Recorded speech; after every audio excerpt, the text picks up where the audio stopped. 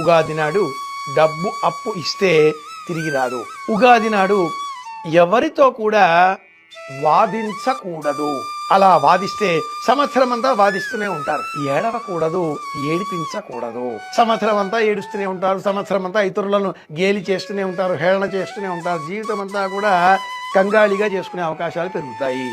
ఒక్క వస్త్రమైన నూతన వస్త్రం ధరించాలి. కట్టి విడిచిన పాత దుస్తులను ఉగాది నాడు ధరించకూడదు. ఇది ముఖ్యం. ఖచ్చితంగా ఉగాది నాడు తలంటుకోవాలి. కంఠస్నానం చేయకూడదు. ఇది 4వది. ఉగాది నాడు బొట్టు లేకుండా బయట మనం కాలు పెట్టకూడదు. నుదుట బొట్టు లేకుండా గడప దాటి బయట కాలు పెడితే వాహన ప్రమాదాలు వచ్చే అవకాశాలు పెరుగుతాయి. 5వది అతి ముఖ్యమైనది, ఎవరికి ఉగాది నాడు లేదు అనకూడదు. మనం అయితే లేదనుకున్నాం, ఆ వస్తువు ప్రస్తుతం ఎక్కడ పెట్టానో ఏమిటో వెతకాలండి.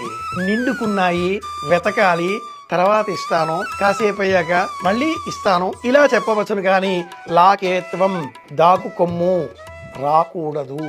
ఇది శాస్త్రం.